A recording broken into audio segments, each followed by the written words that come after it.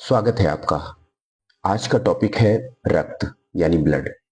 Slide number 9। इसके पहले मैं 8 स्लाइडें डिस्कस कर चुका हूं। प्लेलिस्ट में जाके आप देख सकते हैं और अपने अध्ययन को आगे बढ़ा सकते हैं। तो आज का जो टॉपिक है ब्लड, कल मैंने जो टॉपिक डिस्कस किया था that is heart. Human heart के बारे में मैंने पूरी जानकारी आपको दी थी और आज हम लोग रक्त के बारे में बात करने जा रहे हैं। एक्चुअल में रक्त होता क्या है? Blood is a body fluid, the circulatory system of humans and other vertebrates that deliver necessary substance such as nutrients and oxygen to the cell and transport metabolic waste product away from those same cells.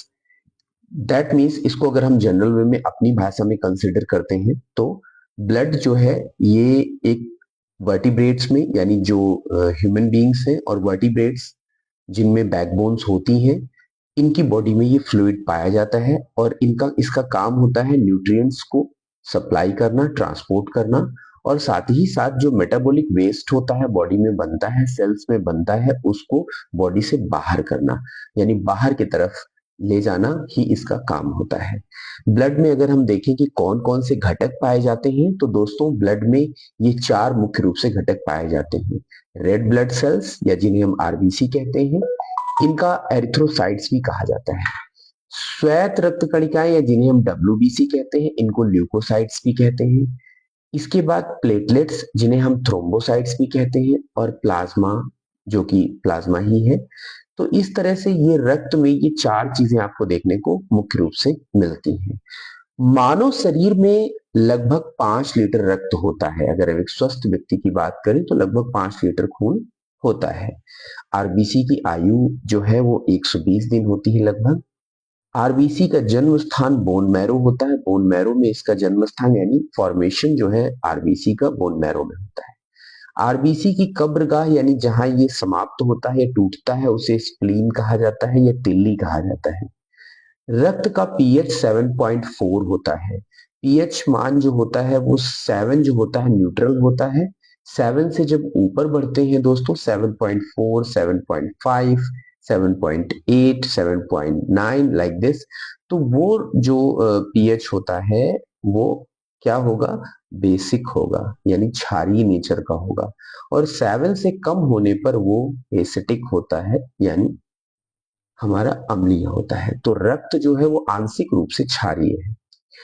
WBC का मुख्य कार्य शरीर को प्रतिरक्षा तंत्र प्रदान करना है यानी जो व्हाइट ब्लड सेल्स होती हैं ये बॉडी के इम्यून सिस्टम को स्ट्रांग करती हैं, इम्यून सिस्टम को बनाती हैं जो कि विभिन्न प्रकार की बीमारियों से या कोई फॉरेन पार्टिकल से लड़ने में प्रयोग होता है।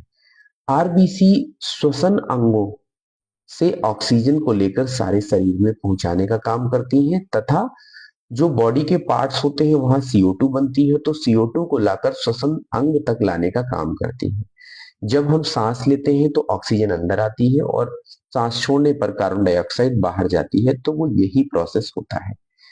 पूरी बॉडी में ऑक्सीजन जब फेफड़ों से लेकर पहुंचाने का काम करता है आरबीसी और वापस CO2 को भी लाने का काम आरबीसी ही करता है। आरएच फैक्टर क्या है, थोड़ा इस पर बात कर लेते हैं। आरएच फैक्टर के बारे में सबसे पहली बार कार्ल लैंड स्टीनर ने बताया था कि ये रीसस नामक बंदर में सबसे पहली बार देखा गया। मनुष्य में भी इसके बारे में बहुत सारे केसेस आए, जब देखा गया तो पता चला कि ये मनुष्य में और रीसस नामक बंदर में पाया जाता है। आरएच फैक्टर जिस ये प्रोटीन है और ये जिस रक्त में पाया जाता है उसे प्लस कह दिया जाता है कि आरएच फैक्टर प्लस है और जिसमें नहीं होता है उसे निगेटिव कहा जाता है।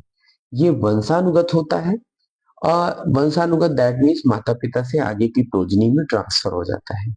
रक्त आधान के समय आरएच फैक्टर का मिलान बहुत आवश्यक होता है।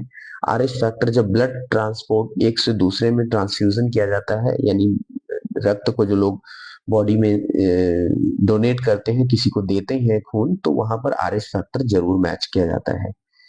यह केवल मानव और रीसस बंदर में पाया जाता है, मैंने बताया ये पॉइंट आपको। ब्लड ग्रुप की अगर हम बात करें तो रक्त की खोज, ये एक पॉइंट यहाँ मेंशन किया है मैंने, रक्त की खोज कार्ल लैंड स्टीनर ने की। रक्त ग्रुप की खोज कार्ल लैंड स्टीनर ने की। ए बी और ओ ये 4 प्रकार का रक्त वर्ग रक्त ग्रुप पाया जाता है जिसमें AB को यूनिवर्सल रिसेप्टर कहा गया है यानी सर्वग्राही और यूनिवर्सल डोनर ओ को कहा गया है, यानी ये रक्त सबको दे सकता है और ए भी सबसे ले सकता है। तो अब रक्त के बारे में कुछ महत्वपूर्ण विधियों की भी बात कर लेते हैं। आयुर्वेद में रक्त को लोहित कहा जाता है, तो इसको आप अंडरलाइन कर लेना, ध्यान रखना, ये शब्द लोहित कहा जाता है। हिपैरिन नामक तत्व रक्त को जमने से रोकता है, लेकिन कहाँ पर? रक्त नलिकाओं में हिपैरिन पाया जाता है, जो कि वहां ब्लड को क्लॉटिंग नहीं बनने देता है, रोकता है। अगर खून जम जाएगा तो व्यक्ति की मृत्यु हो जाएगी। आरबीसी में पाया जाने वाला प्रोटीन हीमोग्लोबिन होता है।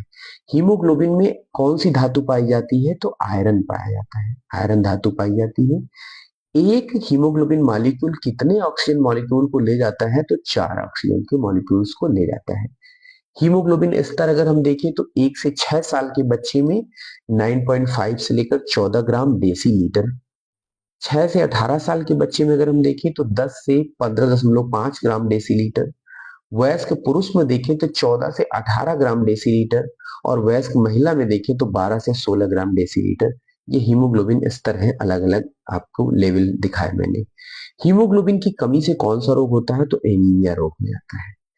आयरन, विटामिन सी और फोलेट से हीमोग्लोबिन स्तर बढ़ता है। अगर आप ये कंज्यूम कर रहे हैं तो इससे आपका, या इनसे युक्त खाना आप खाते हैं तो हीमोग्लोबिन बढ़ता है।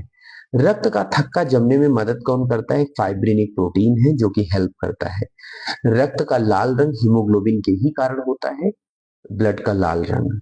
तो आशा करता हूं कि मैंने कुछ क्वेश्चंस जो कि इंपॉर्टेंट है, परीक्षाओं में पूछे जाने हैं, ऐसे क्वेश्चंस को समाहित किया है। आप स्लाइड से पढ़ सकते हैं, आप इसका अध्ययन कर सकते हैं, कम समय में ज्यादा चीजें ग्रैप्स कर सकते हैं।